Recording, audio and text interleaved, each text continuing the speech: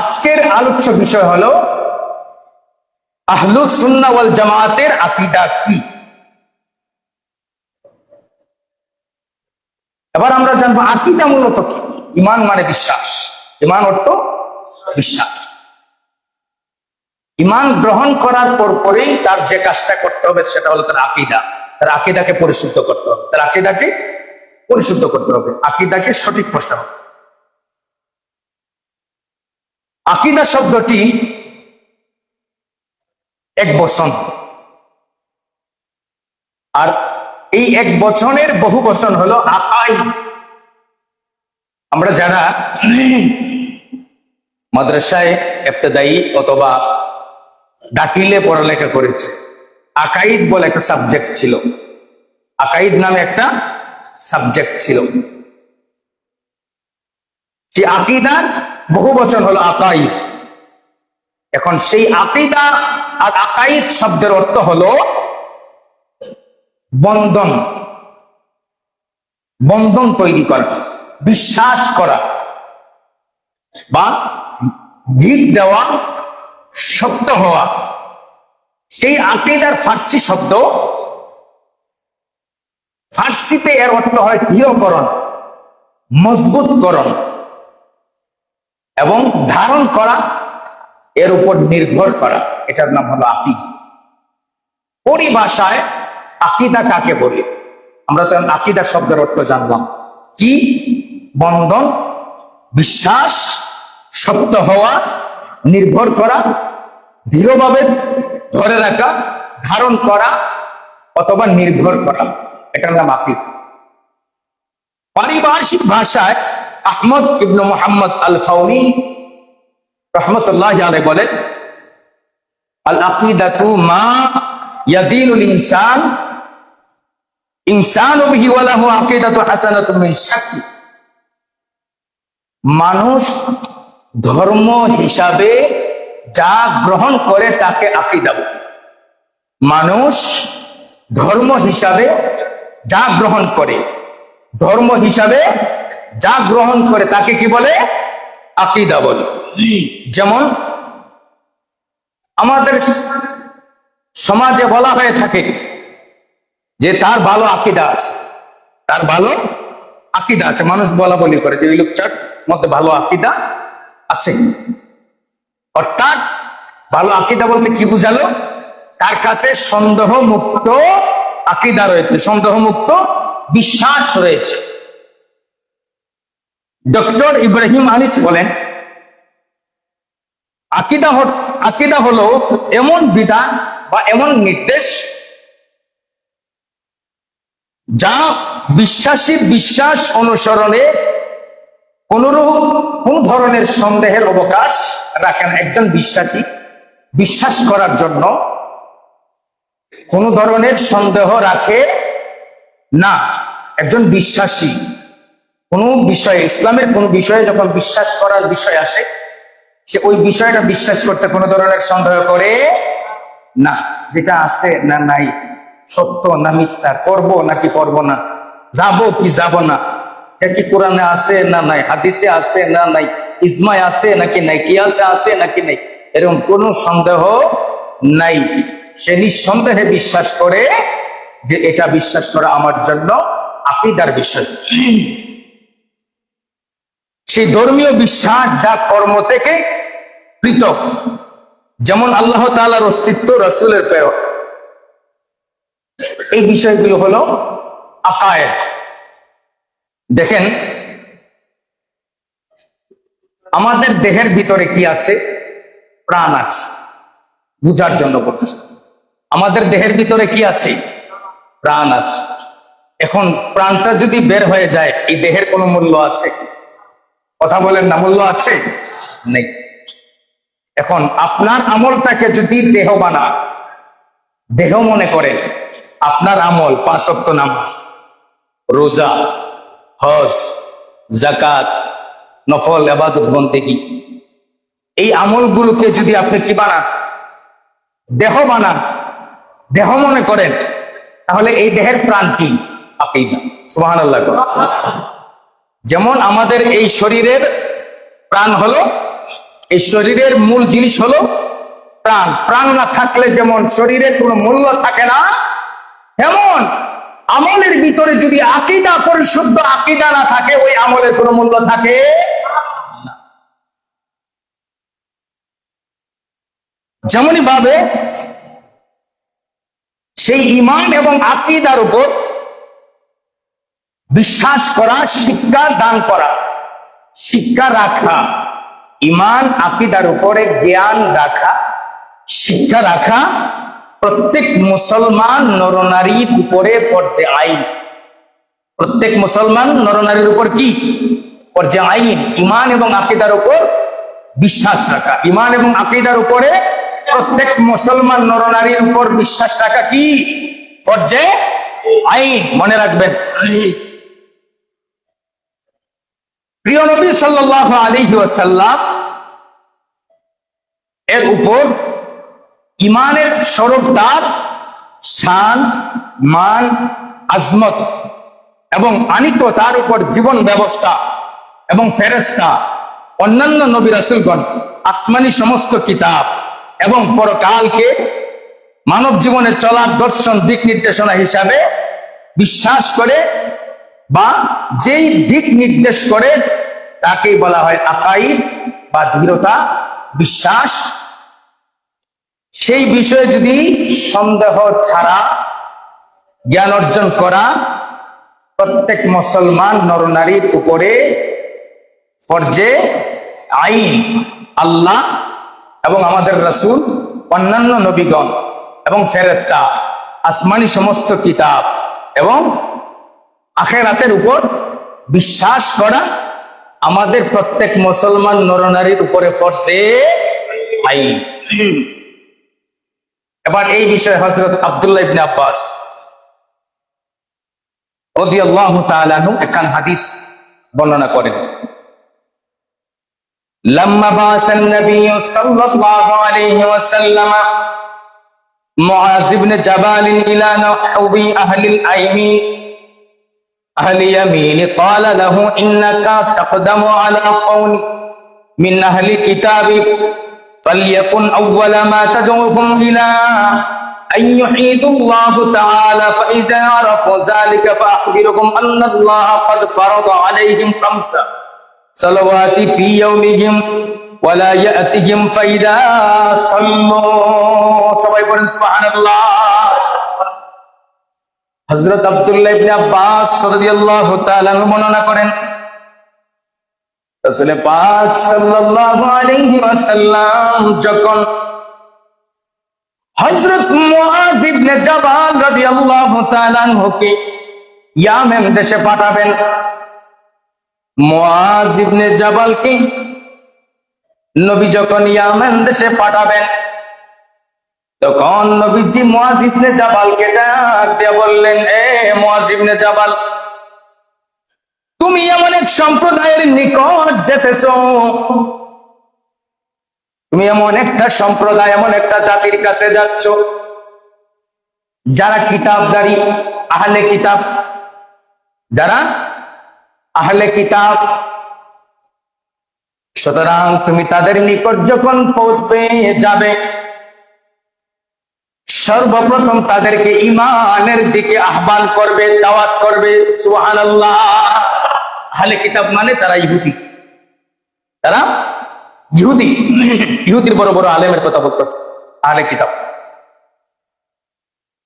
আল্লাহর হাবিব বলেন মুআয ইবনে জাবালকে, তুমি ওই ইয়ামেন দেশে যাওয়ার পরে তোমার সাথে সেই আহলে কিতাবদের সাথে দেখা হয়ে যাবে। তুমি সেই আহলে কিতাবদের কাছে কি সর্বপ্রথম ঈমানের দাওয়াত করবে। কিসের দাওয়াত? কথা বলেন না, কিসের দাওয়াত? ঈমানের দাওয়াত। কি মুসলমানের কাছে দে নাকি বেদিনের কাছে দে? কথা বলেন না, মুসলমানের কাছে নাকি বেদিনের কাছে? ঈমানদারের কাছে নাকি বেঈমানের কাছে? আমরা দিকেটার উল্টা করি, বেঈমানের কাছে না দেই, ঈমানদারের কাছেই দেই। কথা বলেন। আমরা দিতাম উচিত, দরকার হলো বেঈমানের কাছে, ইহুদির কাছে, খ্রিস্টানের কাছে, হিন্দুর কাছে, বৌদ্ধর কাছে, নাসারার কাছে আমরা না দিয়া মুসলমানের কাছে তো ঈমানের দাওয়াত দেই। রাসূলের হাদিসের সাথে মিলে কিনা দেখেন। নবী বলেন, মুআয ইবনে জাবাল রে, তুমি আহলে কিতাবদের কাছে ইয়ামেনে গিয়ে সর্বপ্রথম ঈমানের দাওয়াত করবে, ঈমানের দিকে তাদেরকে আহ্বান করবে।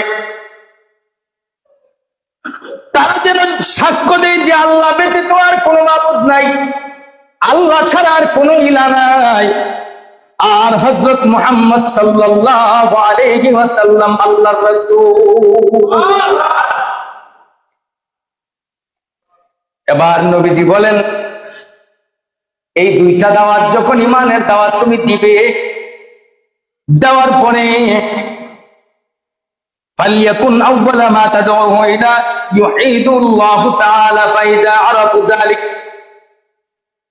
নবীজি বলেন, এবার আল্লাহ এবং আল্লাহর রাসূলের দাওয়াত যখন তুমি তাদের কাছে পৌঁছিয়ে দিবে,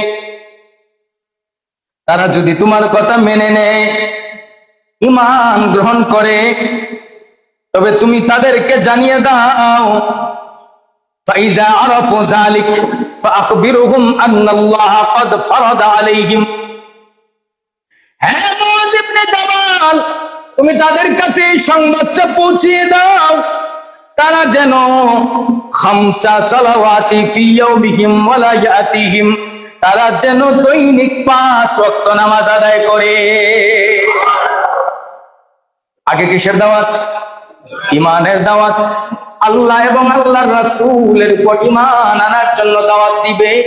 তারা যদি তোমার দাওয়াত গ্রহণ করে নেয়, তারপরে তোমরা একটা কাজ করবে, ফাআখবিরহুম আন্নাল্লাহা ক্বাদ ফারাদা আলাইহিম। তুমি বলবে তোমরা ঈমান এনেছো, তোমাদের উপর ফরজ হয়ে গেছে। তোমরা ঈমান এনেছো, তোমাদের উপর ফরজ হয়ে গেছে। তোমাদের ঈমান আনার পর তোমাদের উপর ফরজ হয়ে গেছে। ফরজটা কি? তখন তুমি বলবে, খামসা সালাওয়াতি ফি ইয়াউমিহিম ওয়া লায়াতিহিম ফাইদা সাল্লু, দৈনিক 5 ওয়াক্ত নামাজ আদায় করা তোমাদের উপর ফরজ।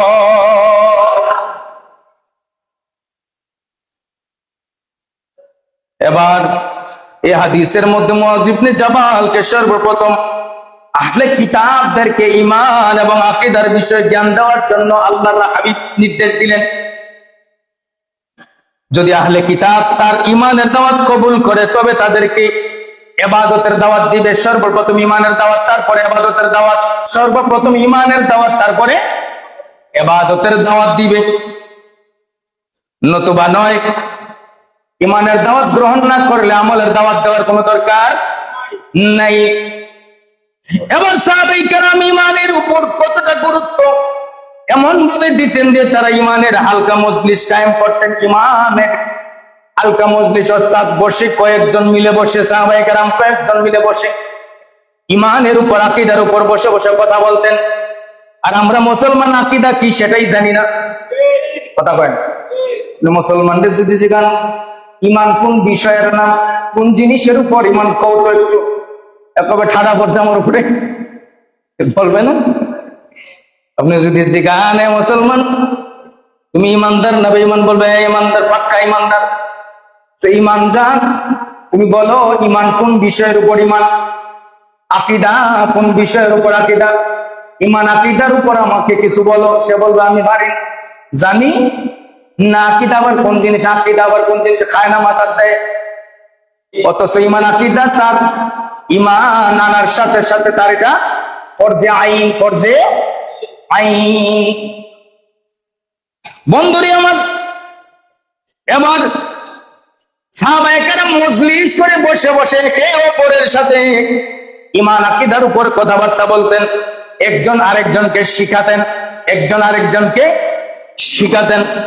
হযরত মুআয ইবনে জাবাল আসওয়াদ ইবনে হেলালকে লক্ষ্য করে বললেন, আজলিসু বিনা নুমিনু সাআ, আমাদের সাথে বসুন, কিছুক্ষণ ঈমান আনি তো তা ঈমান আমরা শিক্ষা করি। যে মুআয ইবনে জাবালকে নবী কোন দেশে পাঠাইছেন? ইয়ামেনে। ইয়ামেনে। এই হাদিসের লম্বা একটা ব্যাখ্যা আছে, সামনে আসবে ইনশাআল্লাহ যদি সময় পাই। সেই মুআয ইবনে জাবাল, তিনি একজন সাহাবী, তার নাম হলো আসওয়াদ ইবনে হেলাল। নাকে ডাক দিয়ে বলেন, ভাই আসেন, বসেন আমাদের সাথে, আমরা ঈমানের উপর কথা বলি, ঈমান নিয়ে কথা বলি, ঈমানের উপর শিক্ষা গ্রহণ করি। জুনদুব ইবনে আব্দুল্লাহ হতে বর্ণিত, তিনি বলেন, আমার নবী সাল্লাল্লাহু আলাইহি ওয়াসাল্লামের সাথে আমি ছিলাম।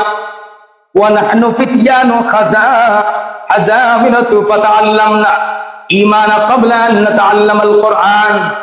আমি নবীজির সাথে ছিলাম, আমরা ছিলাম শক্তিশালী এবং সক্ষম যুবক, শক্তিশালী কয়েকজন যুবক নবীর সাথে ছিলাম। এবার আমরা কোরআন শিখার পূর্বে ফাতাআল্লামনাল ঈমানা ক্বাবলা আন নাতাআল্লামাল কুরআন, আমরা নবীর সামনে গেলাম, নবীর সামনে কয়েকজন শক্তিশালী যুবক বসে আমরা ঈমান আনলাম। আমরা যখন নবীর কাছে জিজ্ঞাসা করলাম, ইয়া রাসূলুল্লাহ কোরআন শিখতে চাই, নবী বলেন আগে ঈমান শিখো। আগে কি শিখো? ঈমান শিখো। ঈমান ঈমান ঈমান ঈমান শিখো।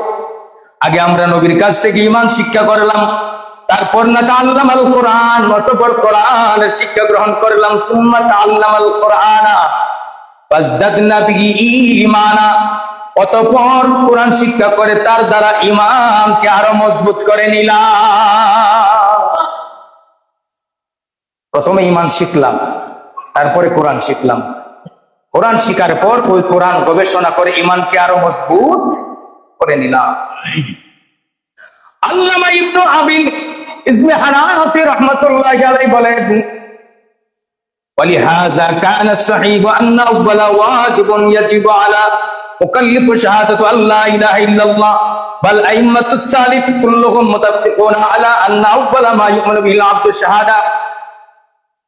বিশুদ্ধ মতে প্রাপ্তবয়স্ক ব্যক্তির উপর সর্বপ্রথম তাওহীদ, সর্বপ্রথম বিশ্বাস হলো আল্লাহ ছাড়া, আল্লাহ ছাড়া আর কোন ইলাহ নাই, এই কথার সাক্ষ্য দেওয়া ফরজ।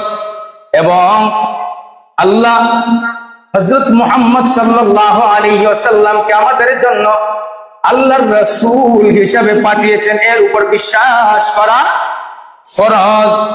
এবং সকল আলেম এই কথায় একমত যে প্রাপ্তবয়স্ক ব্যক্তিকে সর্বপ্রথম দুইটি শাহাদাত অর্থাৎ দুইটি ঈমান শিক্ষা দিতে হবে। দুইটি ঈমানের বিষয়, এক নাম্বার হলো আল্লাহ এবং দুই নাম্বার হলো রাসূল সম্পর্কে ঈমান আনতে হবে।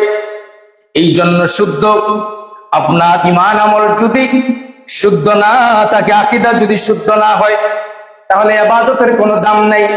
বন্ধুরে দেহের ভিতরে যদি প্রাণ না থাকে, যেমন দেহের কোনো দাম নাই, তেমন আমলের ভিতরে যদি আকীদা না থাকে, তাহলে আমলের কোনো দাম নাই। এই আকীদা যদি শুদ্ধ না হয়, ইবাদত আল্লাহর দরবারে কবুল হবে না। আপনি ইবাদত করবেন কিন্তু ইবাদত কবুল হবে না, গ্রহণযোগ্য হবে না। কারণ হলো আপনার আকীদা পরিশুদ্ধ নাই, আকীদার মধ্যে ভেজাল।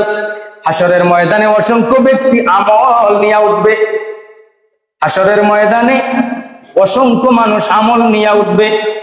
উঠার পরে আল্লাহ বলবেন তোমার আমল ওজন দাও। সে দেখবে আমল ওজন দেওয়ার জন্য দুনিয়ায় আমল করে কিন্তু শেষ করে ফেলাইছে, রাইতে দিনে আমল করছে, কিন্তু আকীদার ভিতরে ভেজাল ছিল। আকীদার ভিতরে কি ছিল? ভেজাল ছিল। এবার বলা হবে তোমার আমল ওজন দাও, মাপ দাও। এবার আমল ওজন দেওয়া হবে, দেখা যাবে আমল শূন্য, তার আমল শূন্য, আমল কম, আমলের ওজন কম।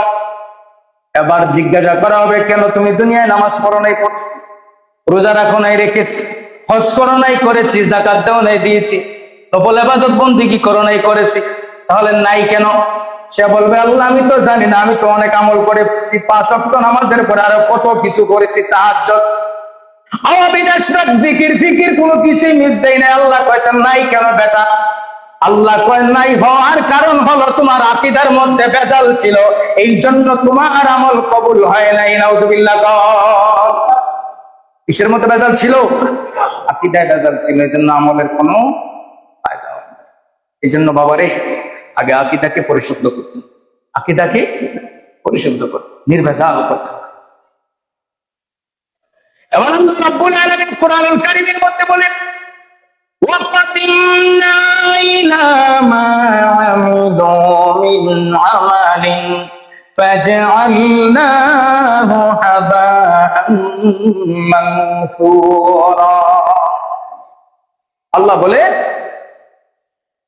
وَقَدِمْنَا إِلَى مَا عَمِلُوا, আমি যখন তাদের সে সব আমল ইবাদতের দিকে মনোনিবেশ করব যা তারা দুনিয়ার মধ্যে করে এসেছে, ফাজআলনাহু হাবাআন মানসুরা, তখন আমি তাদের সকল ইবাদত উড়ন্ত ধূলিকণার মতোই দেখতে পাবো। উড়ন্ত ধূলিকণা ধুলাবালু যে উঠতে থাকে, এইগুলার সাথে তাদের আমলগুলি কি করব? উড়াইয়া দিব। নাউজুবিল্লাহ। কন কি বললেন আল্লাহ? ওয়াদিন্না ইলা মা আমিলু, আমি যখন তাদেরকে সে আমল অর্থাৎ ইবাদতের দিকে মনোনিবেশ করব, তাদের আমলগুলি যখন ডাকবো, আমলগুলি হাজির করার জন্য যখন তাদেরকে আমি বলবো, যা তারা দুনিয়ার মধ্যে আমল করেছে, ফাজআলনাহু হাবা'আম মানসুরা, সে আমলগুলি যখন আমি আল্লাহ আমার সামনে হাজির করার জন্য বলবো, হাবা'আম মানসুরা, সেইগুলি উড়ন্ত ধূলিকণার মতো বালুকণার মতো উঠতে থাকবে, বালুকণার মতো উঠতে থাকবে, এইগুলি কোনো কাজে আসবে না। এই জন্য হাসরের ময়দানে বলা হবে, বান্দা তোমার আমল দাও। বান্দা আমল দিবে, নামাজ দিবে, রোজা দিবে, হজ দিবে, যাকাত দিবে, সব দিবে। মিজানের পাল্লার মধ্যে যখন ওঠাবে, ওঠানোর পরে দেখা যাবে ওজন নাই, হালকা লাগে। এবার বান্দা বলবে, আল্লাহ আমি তো আমল করেছি, আল্লাহ আমল করছে কিন্তু কবুল হয় নাই। তোমার ওই আমলটা প্রথম আসমান, দ্বিতীয় আসমান, তৃতীয় আসমান, চতুর্থ আসমান, পঞ্চম আসমান, ষষ্ঠ আসমান, সপ্তম আসমান ভেদ করে আল্লাহর কাছে আরশ পর্যন্ত চলে নাই, যায় নাই।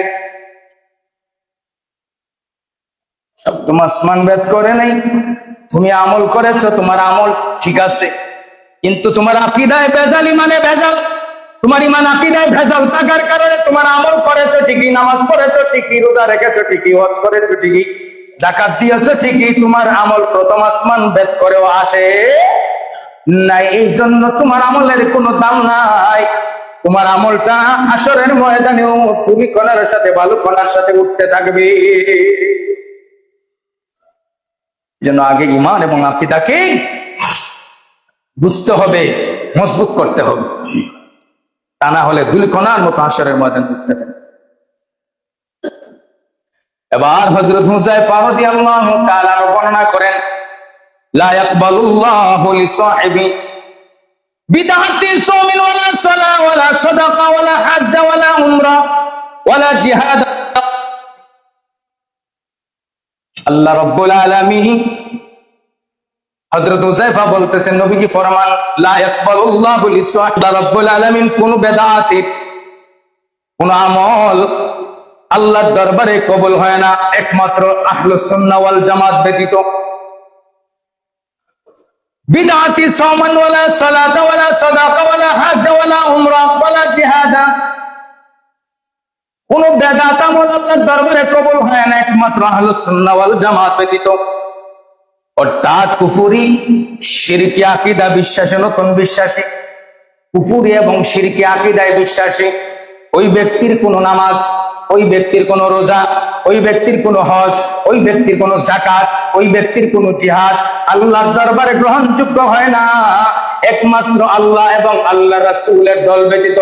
নবীজি বলেছেন, মা আনা আলাইহি ওয়া সাহাবী, আমি এবং আমার সাহাবীর দল ব্যতীত আর কারো ইবাদত আল্লাহর দরবারে কবুল হবে না। বন্ধুরে আমার, হযরত আব্দুল্লাহ ইবনে আব্বাস রাদিয়াল্লাহু তাআলা আনহু থেকে বর্ণিত হুযায়ফার হাদিস যখন নবীজি বর্ণনা করলেন, এখান থেকে আমরা একটা জিনিস বুঝি।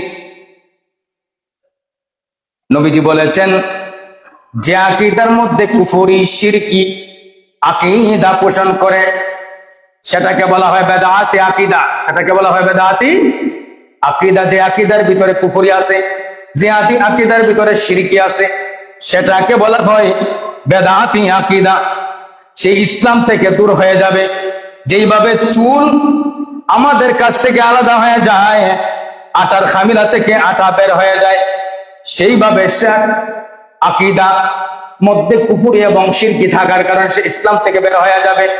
শুধু একটা আকীদাই পরিশুদ্ধ থাকবে, সেই আকীদার নাম হলো আহলুস সুন্নাহ ওয়াল জামাত। হযরত আব্দুল্লাহ ইবনে আব্বাস বলেন, আল্লাহু ইয়াকবালা আমালা সাহিবি বিদআতি হাত্তা ইয়াদা বিদআত, আল্লাহ রাব্বুল আলামিন বিদআতির কোন ইবাদত আল্লাহ কবুল করেন না। আহলুস সুন্নাহ ওয়াল জামাতের বিপরীতে যত ধরনের ইবাদত হয় সেটা হলো বেদাতি ইবাদত, যতক্ষণ না সে তার বিদআত পরিত্যাগ করে। এবার আমরা জানবো মুআয ইবনে জাবাল এবং আব্দুল্লাহ ইবনে আব্বাস রাদিয়াল্লাহু তাআলার হাদিস অনুযায়ী বিদআত হলো কুফরি শিরকি আকীদা। যেই ব্যক্তি লালন করে তাকে বলা হয় বেদাতি।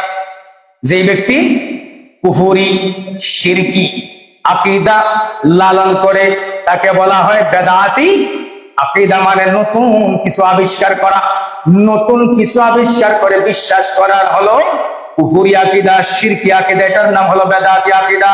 আর যেই ব্যক্তি আল্লাহকে মানে, রাসূলকে মানে, রাসূলের উপর দেওয়া, রাসূলকে দান করা সমস্ত মুজিজা, রাসূলকে দেওয়া সমস্ত আসান আজমতকে বিশ্বাস করে এবং কিতাব বিশ্বাস করে এবং ফেরেশতা বিশ্বাস করে, আখিরাতকে বিশ্বাস করে, ওই ব্যক্তিটাই হলো আহলুস সুন্নাত ওয়াল জামাতের আকীদার অনুসারী। সুবহানাল্লাহ।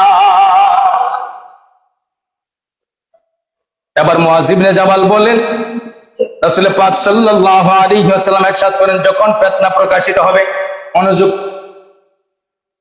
যখন ফিতনা প্রকাশ হতে থাকবে, ওই সময় বেদাতীদের সমস্ত ফিতনাগুলি প্রকাশ পাবে। আর আমার সাহাবায়ে কেরামগণকে গালিগালাজ করবে। নাউজুবিল্লাহ। ১৫০০ বছর পরে কি হবে? নবীজি ১৫০০ বছর আগে ভবিষ্যৎ বাণী দিয়েছেন। যখন নতুন ফিতনা সৃষ্টি হবে, যখন নতুন ফিতনা সৃষ্টি হবে, ইজা জালাতিল ফিতনাতু আও ক্বালাল বিদু ওয়াসাবু আসহাবি ফালইযহিরুল আলাম আলিমুহু ফামান লাম ইয়াফআল যালিকা ফাআলাইহি লানাতুল্লাহ ওয়াল মালায়েকাতু ওয়ান নাসি আজমাইন লা ইয়াকবালুল্লাহু সারফা ওয়ালা আদলা। নবীজি বলেন, যখন ফিতনা সৃষ্টি হবে, নতুন ফিতনা আবিষ্কার হবে, তৈরি হবে, তখন মানুষ এই বেদাতীদের যখন প্রকাশ পাবে, তখন ওই বেদাতীরা আমার সাহাবীগণকে গালিগালাজ করবে। নাউজুবিল্লাহ। সাহাবীগণকে কি করবে? গালিগালাজ করবে। তখন আলেমগণ যেন তাদের ইলম, আলেমগণ যেন ওই সময় ফালাইহি লানাহুল্লাহ, এবং ওই সময় আল আলিমু আলিমাহু ফামাল্লাম, ওই সময় আলেমরা যেন তাদের ইলম প্রকাশ করে। ওই সময় যখন ফিতনা সৃষ্টি হবে, ওই ফিতনা সৃষ্টি হওয়ার পরে ওই ফিতনা যারা করবে, যারা ফিতনা আকীদা পোষণ করবে, তারা যখন আমার সাহাবীকে গালিগালাজ করবে, নবী বলেন ওই সময়ের আলেমরা যেন তাদের ইলম প্রকাশ করে। কিভাবে প্রকাশ করবে? কিভাবে প্রকাশ করবে তাও নবী জানায় দিলেন। আলেম যখন তার ইলম প্রকাশ করবে, ইলমের প্রকাশ করার কারণে বাতিল আকীদা দূর হইয়া সঠিক আকীদা মানুষের মধ্যে লালন করবে। আজকে এই বিষয়ের উপর ওয়াজ করার মূল বিষয় হলো আজকে আহলুস সুন্নাত ওয়াল জামাতের আকীদা কি, সঠিক আকীদা কি। সেই আকীদার উপর ওয়াজ করার মূল উদ্দেশ্যই হলো এটা। কারণ এটা ফিতনার যুগ। কিসের যুগ? এটা কিসের যুগ? ফিতনার যুগ। ফিতনার যুগে যখন নবীর সাহাবায়ে কেরামকে গালিগালাজ করা হয়, যখন নবীজির দেওয়া সেই আকীদাকে মানুষ মানে না, মানুষ অস্বীকার করে, তখন নবীজি বলেছেন আলেম যেন তার ইলমকে প্রকাশ করে এবং সত্য আকীদা মানুষের সামনে তুলে ধরে মানুষের ঈমানকে মজবুত করে দেয়, আর মানুষকে বেঈমান থেকে, মুনাফিক থেকে ফিরায়া ঈমানদার বানায়। সুবহানাল্লাহ। এটাই হলো মূল বিষয়। কারণ এই জামানায় নবীর সাহাবায়ে কেরামকে বহুভাবে গালিগালাজ করা। আল্লাহর নবী বলে গিয়েছেন ১৫০০ বছর আগে, আমার সাহাবায়ে কেরাম, আমার প্রত্যেকটা সাথী, আমার প্রত্যেকটা সহচর তোমাদের জন্য কি? সত্য মিথ্যা পার্থক্যকারী। নবীর সাহাবীরা সত্য মিথ্যা পার্থক্যকারী, নবীর সাহাবায়ে কেরাম সত্য মিথ্যা পার্থক্যকারী। কিন্তু আমাদের মধ্যে এমনও মুসলমান আছে, সেই নবীর সাহাবায়ে কেরামকে সত্য মিথ্যার পার্থক্যকারী হিসাবে মানে না। কেউ ইমাম হুসাইনকে বেশি ভালোবাসা দেখাতে গিয়ে, হযরত আলীকে বেশি ভালোবাসা দেখাতে গিয়ে আমিরে মুয়াবিয়াকে গালিগালাজ করে। আছে না নাই? আছে না নাই? হযরত আমিরে মুয়াবিয়া নবীর সাহাবী, হযরত আলীকে ভালোবাসা দেখাতে গিয়া আমিরে মুয়াবিয়াকে গালিগালাজ করে, তুচ্ছ তাচ্ছিল্য করে। আমাদের সমাজে তারাও আছে। আবার তারাও আছে যারা নবীর সাহাবাই কেরামকে সত্যের মাপকাঠি জানার জন্য নবীদের হাজার বছর আগে বলেছেন, নবীর সাহাবাই কেরামকে সত্যের মাপকাঠি হিসাবে মানে না, তারাও আমাদের মধ্যে আছে, তারাও মুসলমান, তারাও নবীর উম্মত দাবিদার। সুতরাং নবী এই জন্য হাজার বছর আগে ভবিষ্যৎবাণী দিয়েছেন, যখন ফিতনার যুগ আসবে, ফাসাদের যুগ আসবে, তখন যারা আহলুস সুন্নাহ ওয়াল জামাতের আকীদায় অনুসারী তারা আলেমরা যেন ওই সময় তাদের ইলম প্রকাশ করে সঠিক আকীদার পরিচয় মানুষের সামনে প্রকাশ করে, মানুষের কাছ থেকে বাতিল আকীদা দূর করে সঠিক আকীদা মানুষের মধ্যে লালন করায়া বেঈমান থেকে মুনাফিকি থেকে মানুষদেরকে ঈমানের পথে নিয়ে আসে। তাহলে মানুষ ঈমানদার হয়ে ঈমান নিয়ে কবরে যেতে পারবে, না হলে বেঈমান হয়ে ছাড়া কবরে যাওয়া সম্ভব হবে না। সুতরাং আমাদের জন্য আমলের আগে ঈমান এবং আকীদা সঠিক রাখা দরকার। বন্ধুগণ আমার, আল্লাহ বলেন وَمَن يَعْمَلْ مِنَ الصَّالِحَاتِ مِن ذَكَرٍ أَوْ أُنثَىٰ وَهُوَ مُؤْمِنٌ فَأُولَٰئِكَ يَدْخُلُونَ الْجَنَّةَ وَلَا يُظْلَمُونَ نَقِيرًا। যদি কোনো পুরুষ বা মহিলা মিনাস সালিহাত মিন যাকারিন ওয়া উনসা সৎকর্ম করে, ইবাদত করে এমত অবস্থায়, সে মুমিন ঈমানদার অবস্থায়, তাহলে সে তার ঈমান এবং ঈমানদার লোকের শুধু ওই সময় কোন মুমিন ঈমানদার নরনারী যদি ঈমান আনা অবস্থায়, ঈমান থাকা অবস্থায় নেক আমল করে, মনোযোগ, কোরআনের কথা, সূরা নিসার 124 নম্বর আয়াত, আল্লাহ বলেন কোন মুমিন ঈমানদার নরনারী যদি ঈমান থাকা অবস্থায় নেক আমল করে, নেক আমল করে ঈমানদার ঈমান থাকা অবস্থায়, ওই নেক আমল করার কারণে ওই ব্যক্তিটা ফাউলাইকা ইয়াদখুলুনাল জান্নাহ, ঈমানদার ঈমান থাকা অবস্থায় নেক আমল করলে পুরস্কার হলো আল্লাহর জান্নাত। আর যদি ঈমান ছাড়া নেক আমল করে তাহলে কোনো কাজে আসবে না। ওয়ালা ইউযলামুনা নাকিরা, আর যদি ওই সমস্ত ঈমানদার নরনারীদেরকে ঈমান থাকা অবস্থায় নেক আমল করার পরে জান্নাত না দেওয়া হয়, তাদের উপর বিন্দুমাত্র জুলুম অবিচার করা হবে। কারণ আর ওই সময় যদি ঈমানদার নরনারীরা নেক আমল না করে, নেক আমল যদি না করে তার ঈমানটা দুর্বল হয়ে যায়, আকীদা দুর্বল হয়ে যায় লোভের কারণে। গত জুমায় একটা বিষয় বয়ান করেছিলাম, মনে আছে কিনা আপনাদের? নবীর নাতি ইমাম হুসাইন 61 হিজরিতে কারবালার ময়দানে এজিদের 22,000 সৈন্যের সামনে যখন মোকাবেলা করার জন্য গিয়েছিলেন, এজিদের পক্ষের সেনাপতির নাম হলো আমর বিন সাদ। আমর বিন সাদ, সেই আমর বিন সাদ এজিদের 22,000-এর সেনাপতি ছিল। সে আমর বিন সাদ 22,000-এর সেনাপতি। আমর বিন সাদের পরিচয় হলো, সে আমর বিন সাদের পরিচয় হলো নবীজি 10 জনকে জান্নাতের সার্টিফিকেট দিয়েছেন, ঠিক না বেঠিক? জান্নাতের সার্টিফিকেট দিয়েছেন 10 জনকে। এর ভিতরে একজনের নাম হলো সাদ ইবনে আবি ওয়াক্কাস রাদিয়াল্লাহু তাআলা আনহু। ওনার ছেলে, ওনার উরুসের সন্তান, উনি জন্ম দিয়েছেন, তার নাম হলো আমর বিন সাদ। জান্নাতি সার্টিফিকেট যে ব্যক্তি পেয়েছে তার সন্তানের নাম হলো আমর বিন সাদ। ওই আমর বিন সাদ ওই ইয়াজিদের সৈন্যের 22,000 সৈন্যের সেনাপতির দায়িত্ব পালন করেছিল। আমার প্রশ্ন, আপনার আমার কাছে বিবেকের কাছে প্রশ্ন ছুড়ে দেন, জান্নাতি সার্টিফিকেট যে ব্যক্তি নবীর হাত থেকে পাইল, তার সন্তান কিভাবে নবীর দুশমনের পক্ষের সেনাপতির দায়িত্ব পালন করে? কথা বলেন না।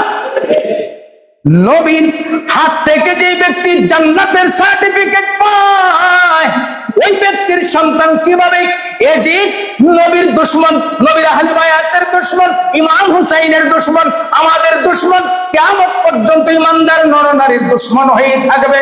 সেই এজিদের 22,000 সৈন্যের পক্ষের সেনাপতির দায়িত্ব পালন করে যেই ব্যক্তি জান্নাতের সার্টিফিকেট পেয়েছেন নবীর হাত থেকে, ওনার সন্তান আমর বিন সাদ।